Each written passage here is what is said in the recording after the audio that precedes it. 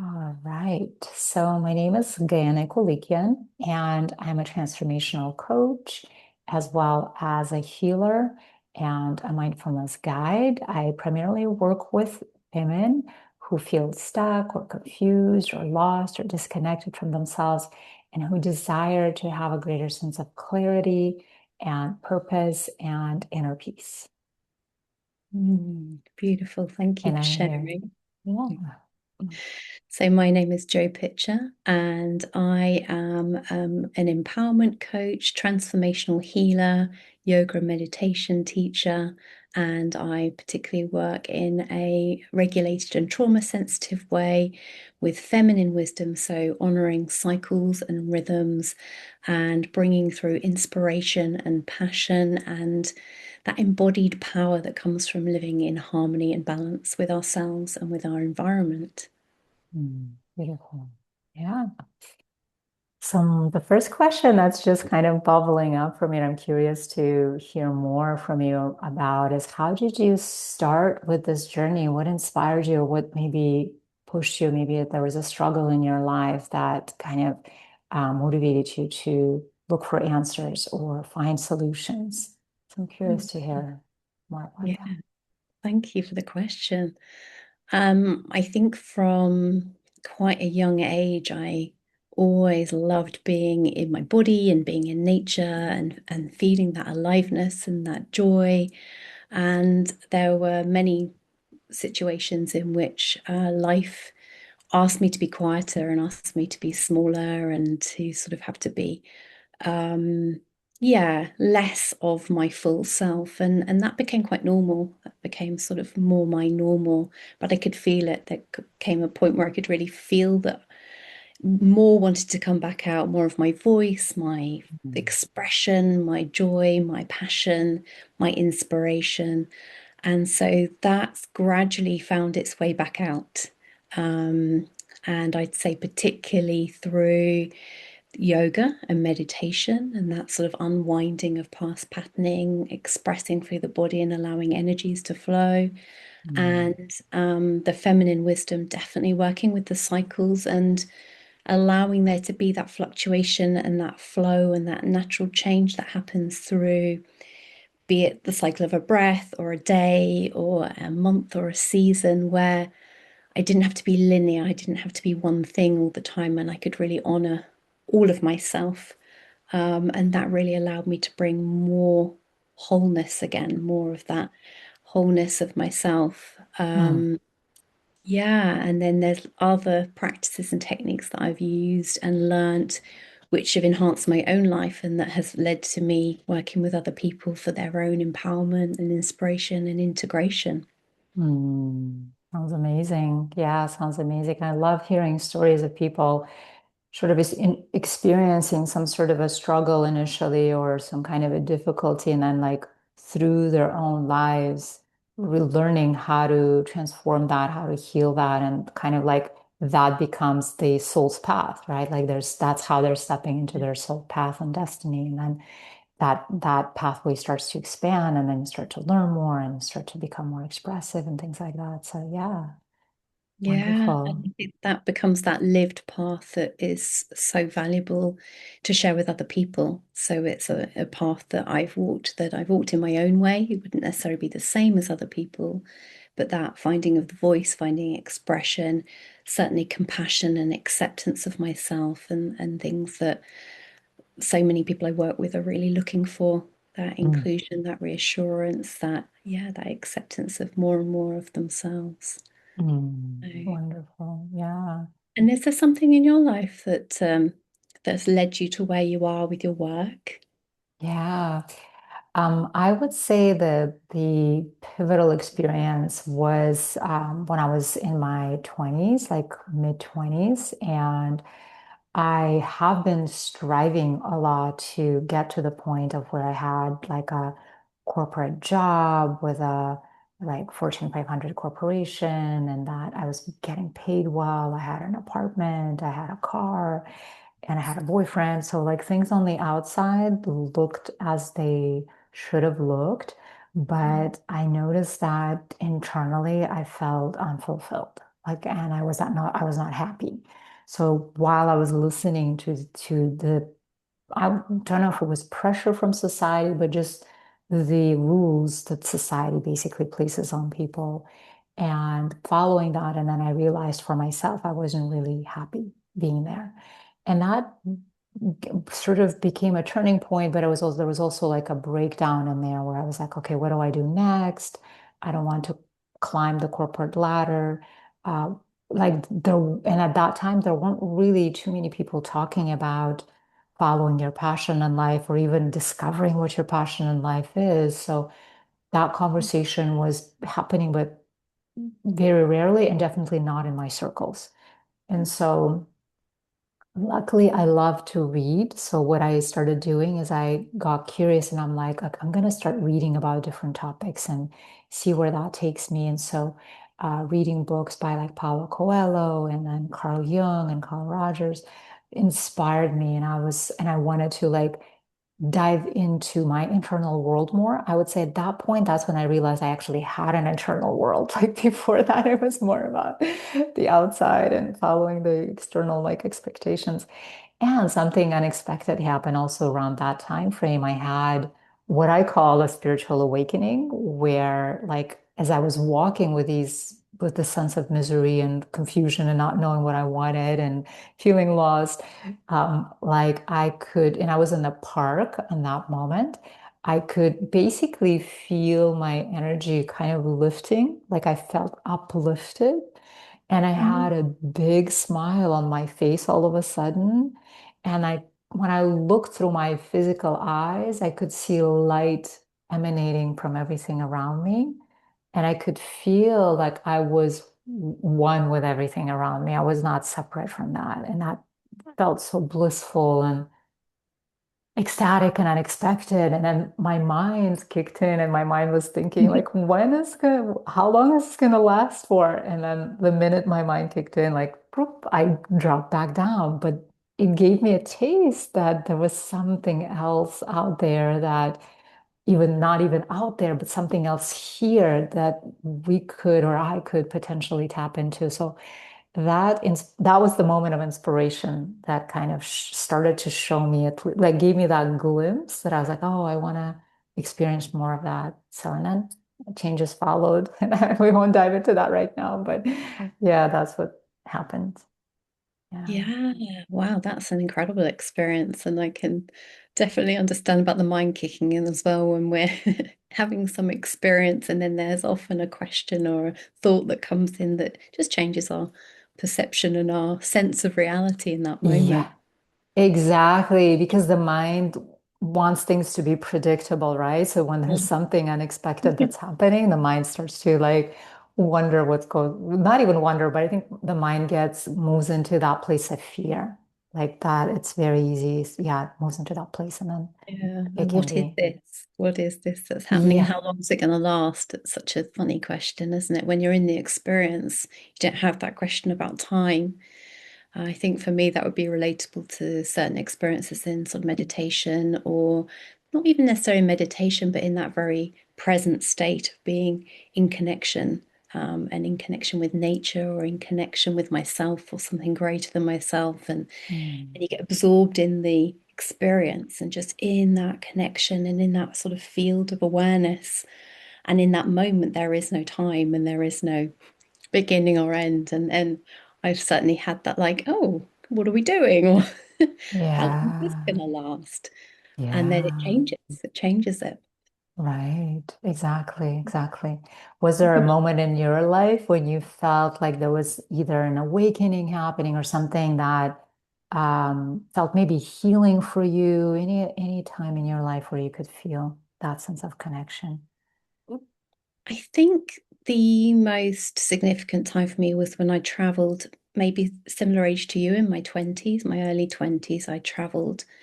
And because I was traveling for a year, I had that succession of experiences and openness to different experiences. And as I'm speaking now, there's not one that's really standing out, but it was all the synchronicities, it was all the moments of life. And I think one of my favorite things about the whole experience was that trust of life where you're in new places, new situations, new people regularly, and there isn't a predictability. I mean, there was some things in the diary in terms of travel, but everything else was open. And so I felt that I really lent into being open to life, being open to people, to interactions, to what I was calling synchronicities of experiences and books. Books is another one. Books would come my way. People would say, "Have you read this?" And I'd be given a book, and it would be something really wonderful. Mm. Paulo Coelho was one of them. Ah, Um, okay. yeah, and different things that came my way, and I'd read and then pass on, and someone would give me another book. So it was like this trail of experiences and moments that, yeah, that I think just awoke things within me, and I remembered things within me. I think I'd shut down some of my perception and some of my subtler senses. Yeah. And it really allowed me to open back up to not an experience quite like yours, but just to that awareness of something greater, something bigger, something more tangible in the present, particularly in nature, Mhm. um, and feeling really safe, feeling Mm. really connected, feeling very guided. And I love that feeling in life anywhere when I have that feeling of just trusting and knowing that the next Mm. moment, the next step, the next thing is there when we step forward, and having those experiences of people always showed up to help if I was in a tricky situation. Life just supported me, people supported me, and then I did the same for others in return. So I think that was Mm. really probably one of my kind of pivotal moments. Yeah, beautiful, beautiful. I also love synchronicities when they show up. That's I learned from basically when I was reading a book by Carl Jung about synchronicities, and I got my interest got piqued right away, and I was like, oh, this is how, the divine guides us and talks to us. So like opening up to more of those experiences just feels reassuring. Like sometimes, like, we all have these doubts, that come up. Am I on the right path? Is this the direction I meant to be going in? So when those synchronicities show up, they feel so validating. And I'm like, okay, this is how the divine or life is or higher self is supporting me on the pathway. And I Mm, also feel like it's so ingrained in us, even in spiritual, realm and world, not so much the realm, but spiritual communities. I want to say that sometimes that sense of I am on my own separate path can feel so tricky, where we in reality are connected to everyone and everything, right? So sometimes, like, I do have to, um, walk that dance or find that balance between the two, being aware that yes, I have my soul's destiny journey, right? And I'm always interconnected with others. Like, have you noticed that within you? How does that maybe show up for you? Or have you always felt like you are interconnected? Like you're always in this walking around with this sense of interconnection with others? I think that my interconnection is with nature. I think I, Ah, I think I can quite quickly remember my interconnection with nature and with the earth and the natural world. mm, It doesn't always come so naturally to remember my interconnection with other people. So that's something that I've mm, had to develop and learn to trust, mm, and be discerning of who I spend time and energy with. mhm, Um, Having had some difficult relationships and connections and dynamics, and really learned through that. That's been something I've really learned through about conscious communication and clear, healthy boundaries and really honoring myself and my own needs. And that's taken me to a place of feeling more connected to people, mm. but choosing who I connect with and when I connect with them. But I still can fall into the pattern of believing myself to be on my own, which is not true. And it doesn't feel very um, nurturing, because it can Mm, feel like things become too much. I used to have more of a sense of overwhelm, or I was trying to do a lot on my own. And in Hmm. recent years, I'm really, particularly even in the last 6 months, really learning that there are so many people there. Like you're one of them, where, my goodness, when we connect and we connect with the right people, and life flows, connection, support flows, conversation, inspiration flows, and it becomes this beautiful web. I sort of feel it like this web of light, this web of Hmm. love or interconnection, and that can be local or further away, where Hmm. we are connected. And when I feel it, I really feel it, but I still have moments where I forget. Hmm. Yeah. Beautiful. And Yeah, you, beautiful. what was your experience? For me, it's been quite a journey. Like I feel also since there have been multiple also traumas in my life, trauma creates that sense of separation from others, right? So like I feel like when I feel separate and where people are finding themselves in that place of aloneness or separation, oftentimes I feel like it is coming from that wounded place inside of us, which needs to be attended to, right? And I feel like as I've been doing that in our work, restoring that sense of safety has been crucial, right? Absolutely crucial. And restoring that sense of trust also in myself and people who are actually trustworthy is crucial. And having that discernment is absolutely important. That's why I don't also really highlight, with people I work with and just in general, like there is no spiritual bypassing that we need to be doing where we are like constantly saying, I'm, interconnected with everyone and everything on a spiritual level, yes, that is true. And I don't think we're all like enlightened in that way yet. Maybe Yeah. we have definitely have that potential and we're striving to get there. And at the same time, from the grounded, like day-to-day reality, yes, like having that sense of discernment and recognizing is this maybe connection happening and I'm meant to be learning something from this connection, or am I meant to be just kind of stepping away and setting a boundary or saying no, or yeah, being very clear, right? And being very conscious about those layers. And so, yeah, for me, it's been quite a journey, but I've always felt like when I was in that part of feeling separate, and it doesn't mean I'm resolved it, sometimes it does come up still.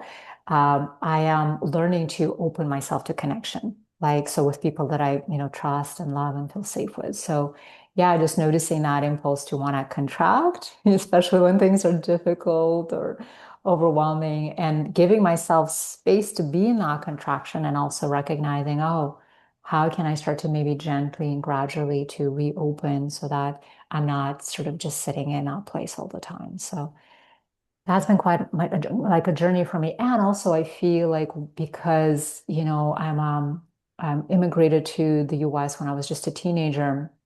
And I had to witness my parents struggle a lot with the overwhelm of being in a new country, learning a new language, not having a job, not being financially, so stable at that time.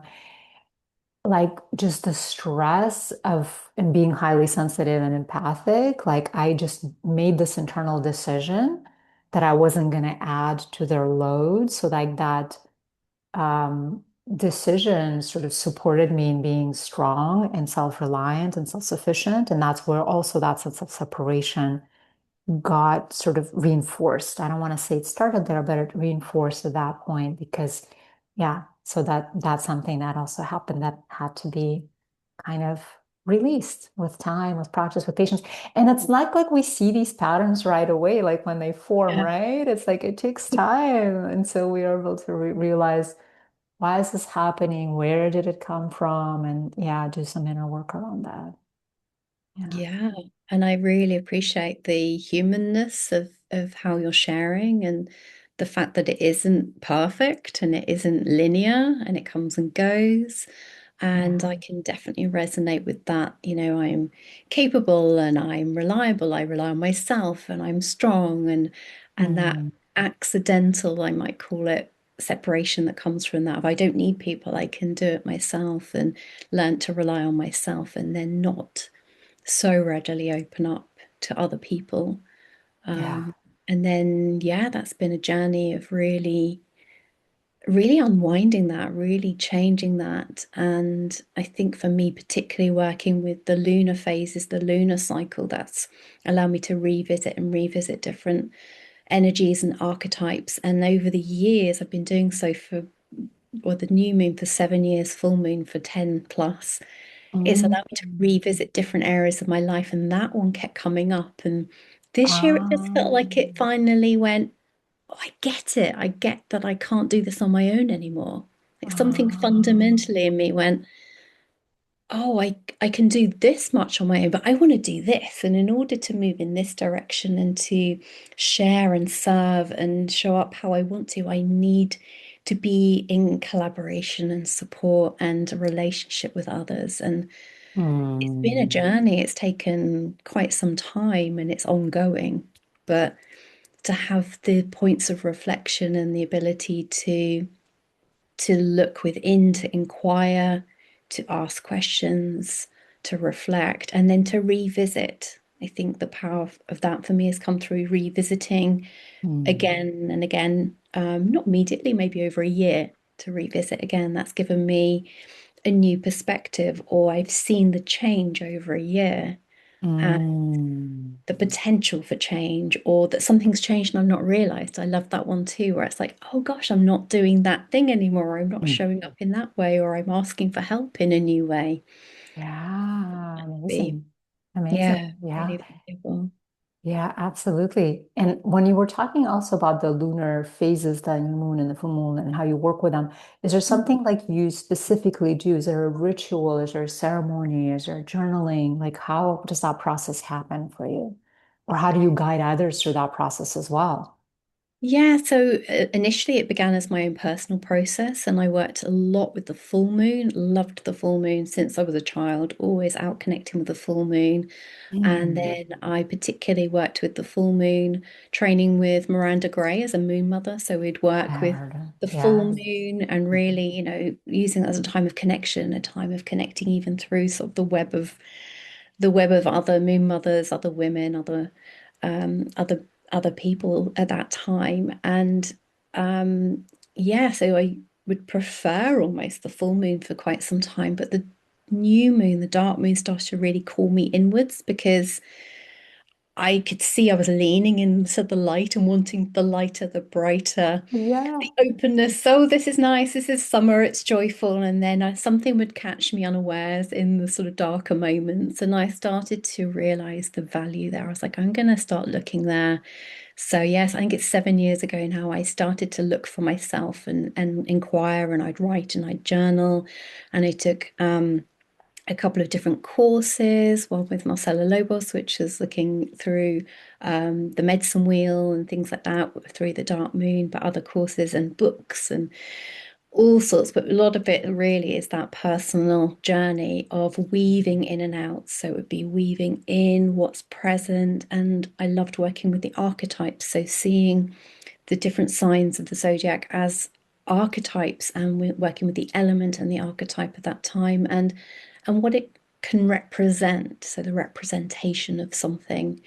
Mhm. Um, and then gradually through my own journey of creating prompts and inquiry, I began to create courses. So I actually have run, I'm just coming to the end of the second year of running a year of lunar wisdom, which had journal prompts, self-reflection, but there was also ceremony and ritual. So a held ceremony of inquiry, really compassionate inquiry. That way you were Mm. talking of working where, we're really human. There's no bypassing. It's like, what's present? What's really going on? What am I noticing? Why am I leaning in that way? Why am I not looking that way? But Mhm. only when we're ready. No force, no pressure.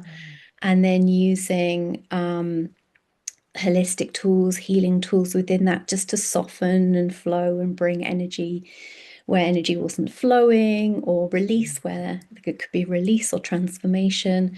But also then ritual. I love working with the ritual with the elements and actually making that connection to the elements more palpable. So be it with Mm. water or air through incense or smoke or a way that we could connect and I'd probably use the word communicate, ask, inquire. What Mm. is it that that element is inviting and asking of me and showing me for myself in a way that I can't see or think for Hmm. myself to create a new perspective and a new way of, connecting with earth, that sort of tangible earth, be it a rock or a crystal.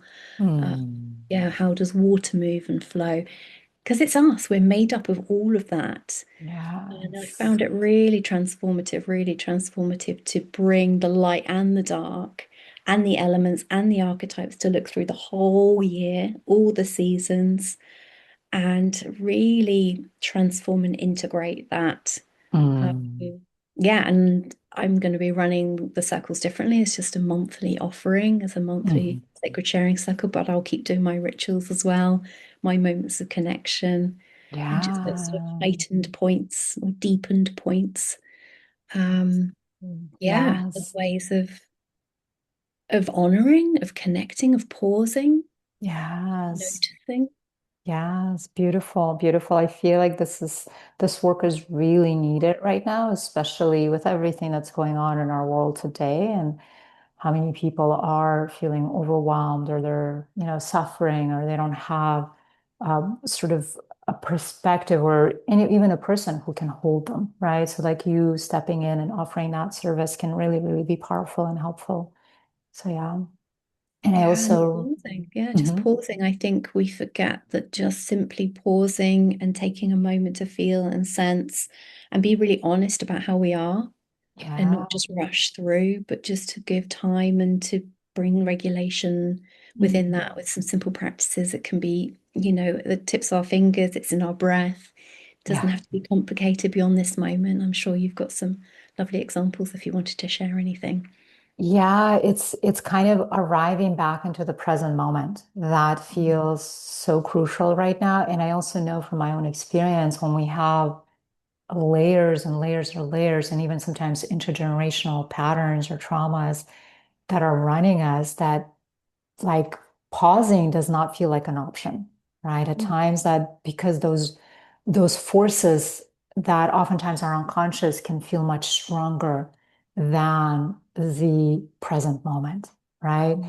And so like I feel that I can't say there was a particular moment in my life where I kind of realized that, but I feel like as I've been shedding the layers of the past and ancestral also traumas, it becomes much easier to be present, right? It becomes that sense of like, okay, let me just pause, let me breathe, let me get in touch with my body. And I know you teach havening, like, getting into with, contacting the body in this way too can be really, really helpful, right? And I also love the fact that you said that, it used to be all about being in the light, right? Even the Yeah. word enlightenment, which is used in spirituality quite often, literally being in the light, right? And that direction is usually about ascension and upward moving. And we even have, the states of consciousness that were developed by David Hawkins, where like we have the lows, like shame and guilt, and we have the highs.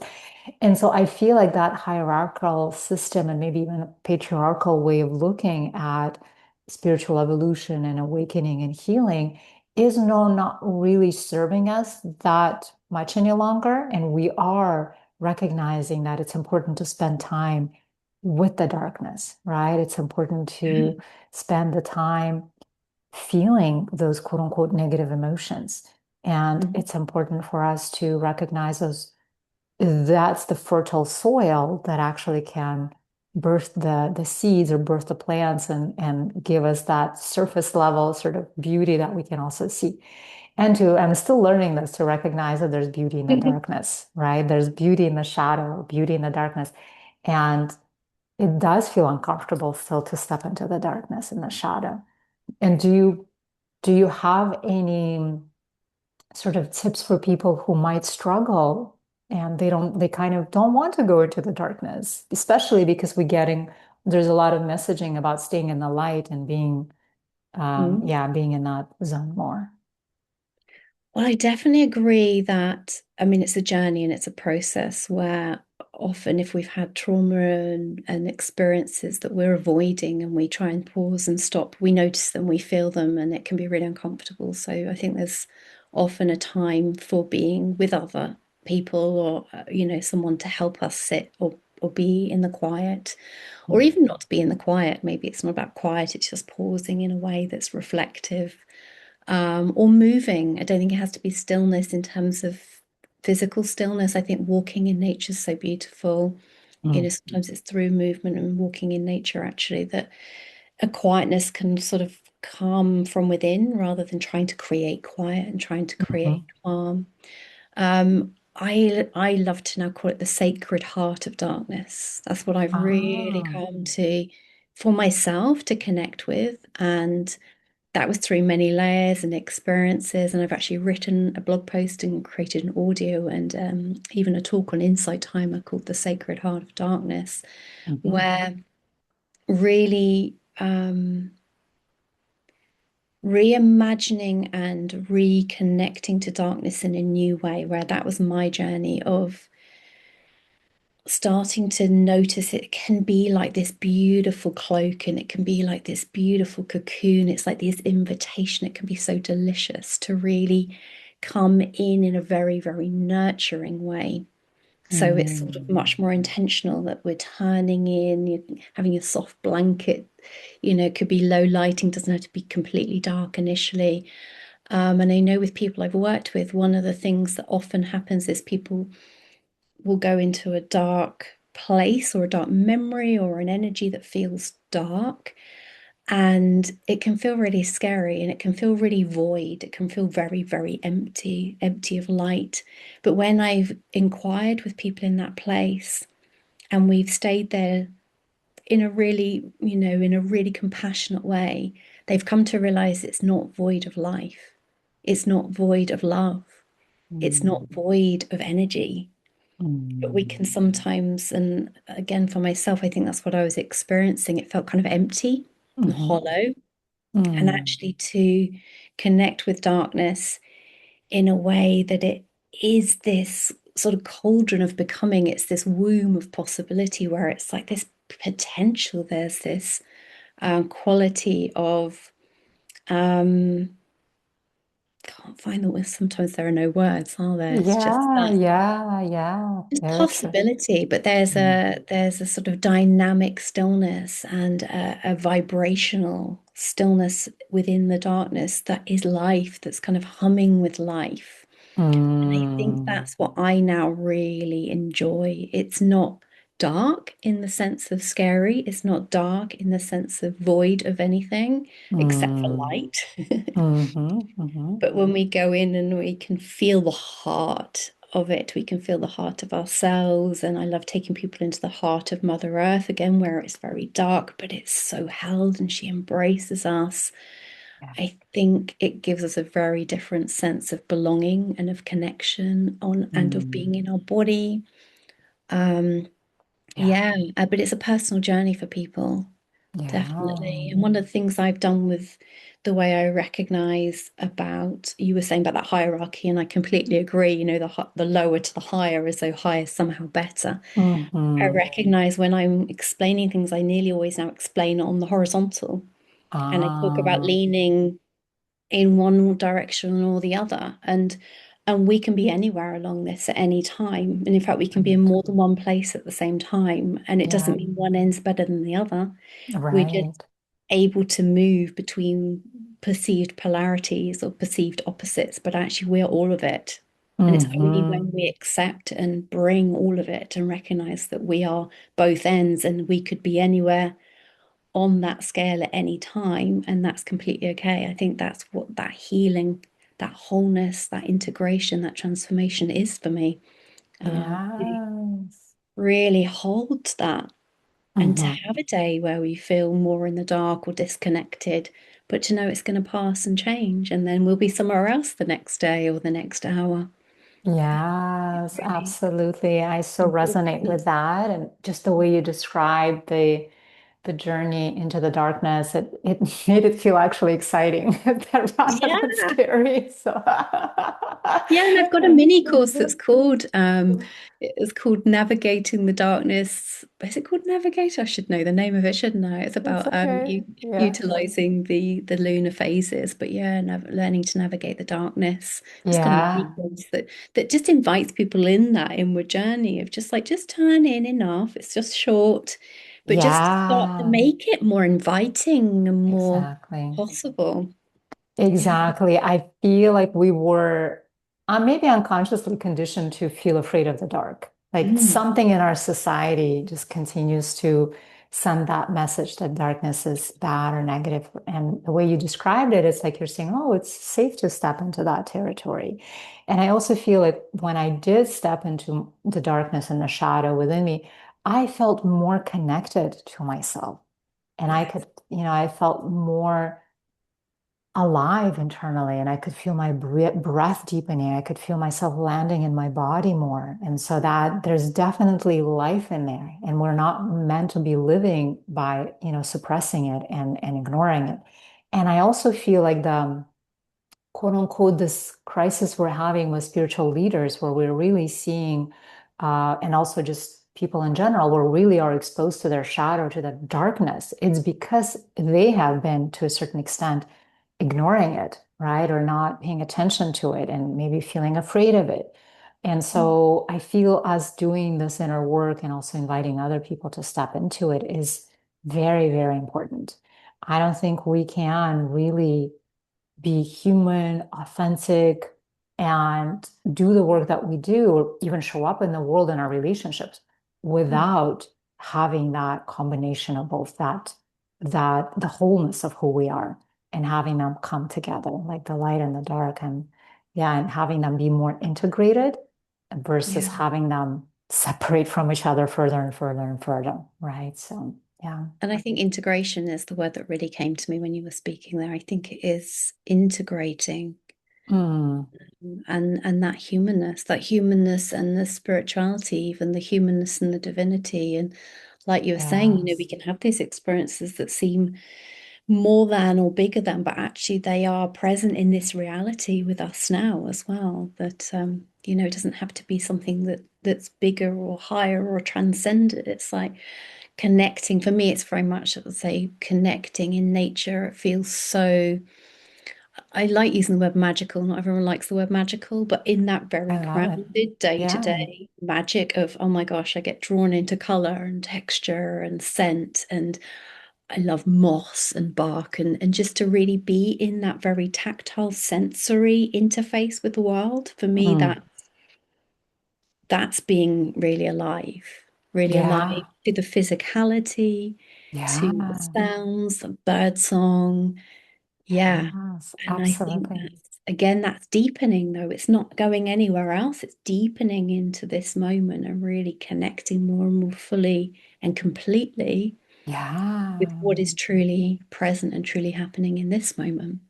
Absolutely. 100%. Yeah, I agree with that. And also my introduction to connecting to nature in a conscious way. I would say I probably as a child was already connecting, and we lived by the Caspian Sea when I was a little girl. So we would go there in the summertime, and I loved, going into the sea and being in that environment. But later on, when I was an adult, actually, I learned about, I'm sure you know this already, grounding, the modality called grounding. And Clint Ober was the one who created this documentary about grounding. So I was like, oh, I want to try that out.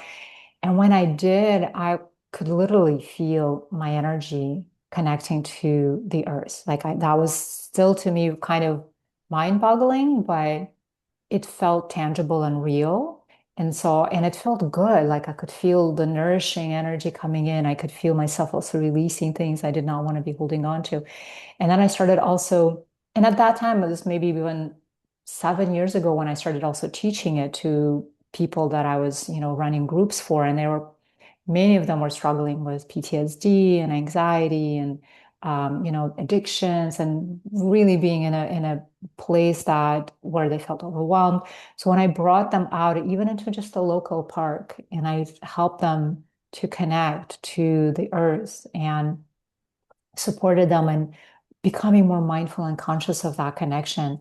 And I feel that if we had trust wounds or safety issues, right? Like we know that Mother Earth is not gonna really hurt us in that moment. We know that, nothing bad is gonna happen. So even those layers of trauma can start to release and start to heal the wounds because we already are connecting to something, right? At least there is a connection to Mother Earth and nature.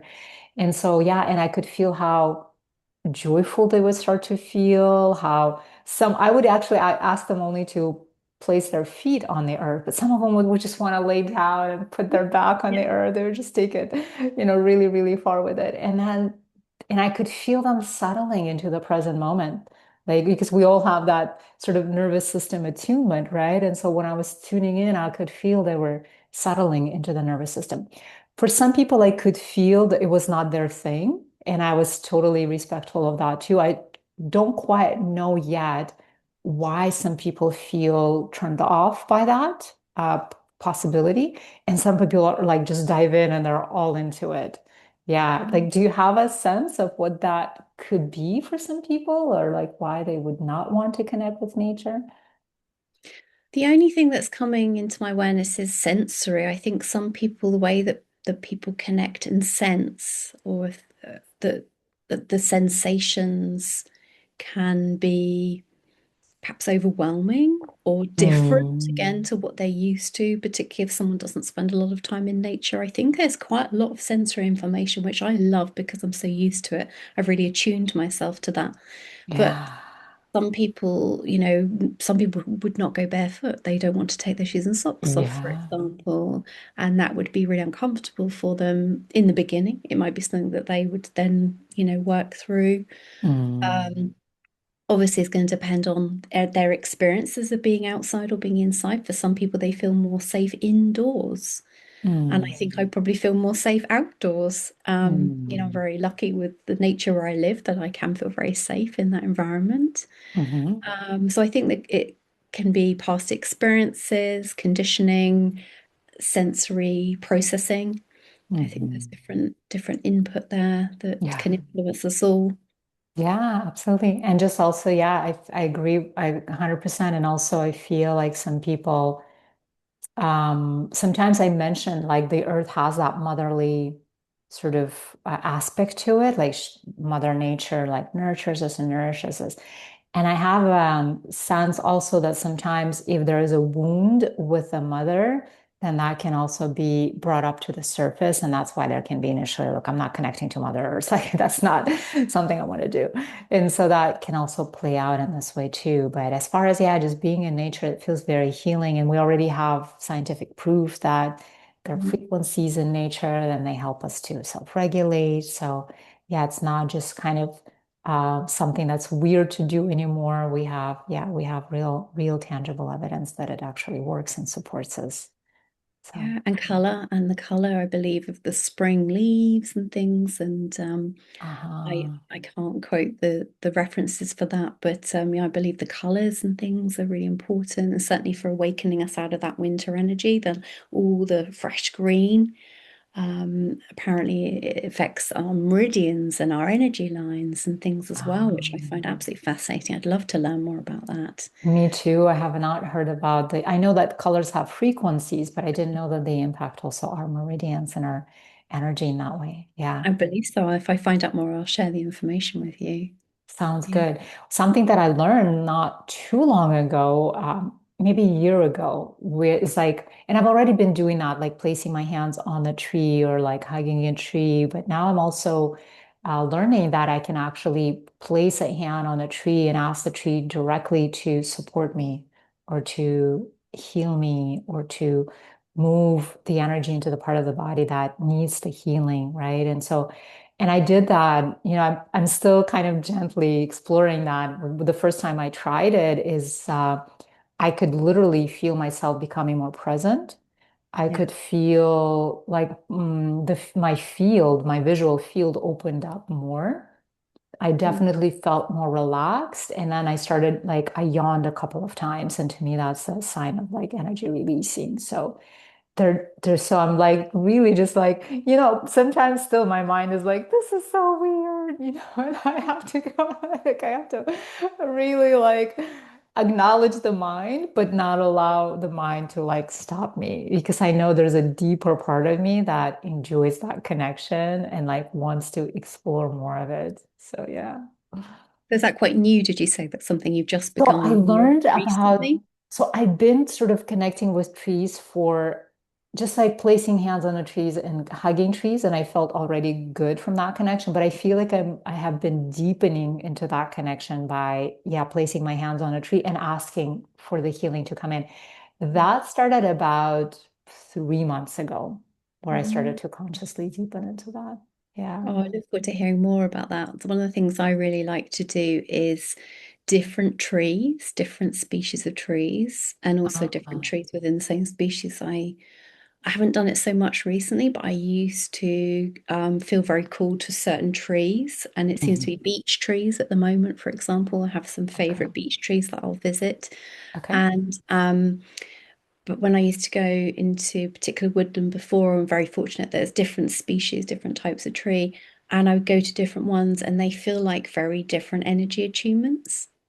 So I'd love to Mm. hear. I don't know if you've had that experience, or maybe it's an Yes. experience, yeah, where each Yes. one has a different frequency, a Yes. different tonality, a different way of grounding or lifting or lightening that's really palpable that I can really feel through my physical body, through my energy fields. Have you had similar Yeah. experience? Absolutely. And I notice also some trees are not approachable. Like some trees do not want to be approached. Like there's a wilderness park not too far from where I live. So that's where I usually do my explorations.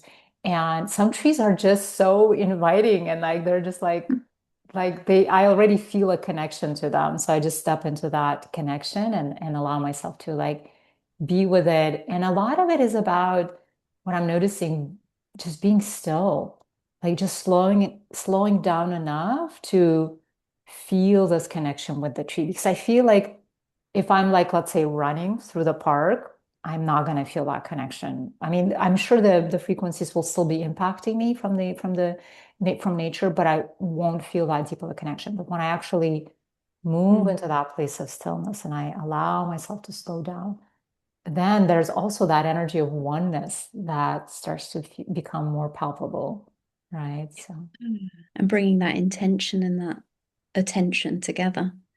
So attending yeah, and having your attention there.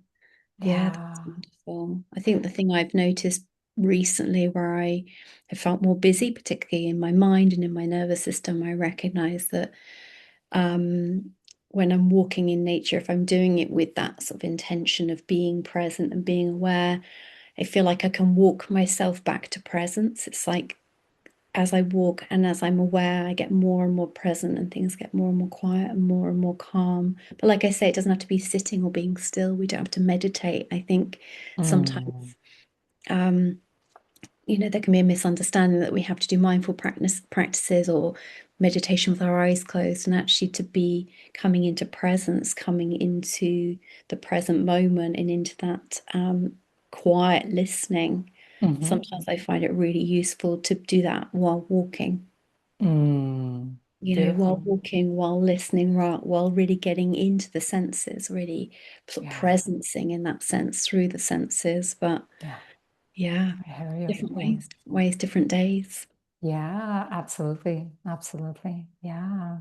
Mm. I'm sure we can talk for hours, hours about this. Perhaps we should do it again. We can have a Yes, maybe part we'll have two. another, yeah, maybe we'll have another conversation. Yeah. Is there anything you want to share with people who might, listen to this conversation? Is there something you want to share with them or something you want them to know before we wrap up with this part? Mm. Well, I think it's to recognize that wherever we are, that everything's okay, that really fundamentally that we're okay, that we are safe and we are connected even when we don't feel it, and that we can begin exactly where we are, that we can really begin in the moment right now with how we are, not pretending, not ignoring, but that when we work with things, so if someone felt called to be in touch or to inquire or work with me, that we really work at the pace that is just right for them, at the pace, at the depth that's just right for them. And with that very respectful and honoring way of listening, a bit like we were just describing with nature and the trees, doing the same with another human being, and really asking permission, sensing, feeling, and collaborating and working together, Mm. coming together, be that more the transformational healing journey, if someone's really looking to unwind and shift and create more freedom and lightness and inspiration from the past, or whether it be that more empowered coaching where someone's really looking for, wow, how do I make the next step? What's the next piece of the journey, the next part of the path, and to really bring in more power and inspiration and joy. So Mm. yeah, sort of different pathways at different times, and they all weave together. But to to know that someone will be met with the same quality that we've been describing with nature, with trees, with the earth, that's the same quality I bring to an interaction with another person. Yeah, so, so important. Yeah, that especially that need to be met by another is crucial, right? That experiencing that sense of connection so that healing can unfold, so the process can basically move us forward versus continuing to be stuck in the same places, in the same patterns. So, yeah, absolutely. Yeah. Yeah. And to that being seen, being heard, being valued, being honored. And even in the darkness, I think that's the thing that I've really come to recognize that, when we can bring our darker places or the things we feel are dark and we share them, they lose Mhm. the darkness, that things actually start to become part of our wholeness, part of our whole journey, and make us who we are. They're part of our gifts, they're part of our experience that actually make us more empathic or sensitive or aware, or have brought us to where we are on our journey. So yeah, to include it all, to know it's all going to be included. Yes, exactly. And that it's all lovable, right? Even when we are, Absolutely. I think we Absolutely. go into that place of, oh, if I'm in this place, that means I don't deserve to be loved and honored Yeah. and cherished. And so, yeah. Or I can only show up when I feel better or I've healed that Yeah. particular part of me. It's like, no, bring it all, bring it all. Yeah, very true. And Very what about true. you? Is there something you'd like to share or speak Hmm. to? What's coming up for me is as I'm have been sort of tuning in into the collective, there is energetically, I'm feeling a lot of overwhelm, a lot of fear, a lot of stress, grief, and pain. Obviously, there are other sort of states that people are in, but if someone is in those states, my invitation for you is to reach out for support. Like I know on my path, like it has been really crucial for me to sign up for courses, find the teacher, read the books, connect Mm, with people, talk to a friend, right? There's so many ways that we can uh, kind of invite that support in or reach out for support, right? So my invitation to you is to know that you like to just remember you are here with a purpose, you're here for a reason. And if you are in that dark place, reach out, whoever you feel drawn to reach out to. So that's what I want to leave people with today. yeah, that's beautiful. And just knowing that that support is out there for everybody. As you say, the right people, the right book, the right quote, at the right time. It's Yes. back to the synchronicities I feel we talked about at the beginning. Exactly, exactly. Following the synchronicities, using prayer, intention, asking for that support from the divine, if that's something like you feel a strong connection to, and then seeing what unfolds, right? In the daily life and paying attention to that. And these are the clues as to how we're meant to be supported. Yeah, because I Yeah. feel, and I'm still learning this, like viscerally, I mean, like the divine supports us all the time. The divine is here for us all the time. So yeah, to remember that, to viscerally feel that can be a journey and it's still unfolding. So yeah.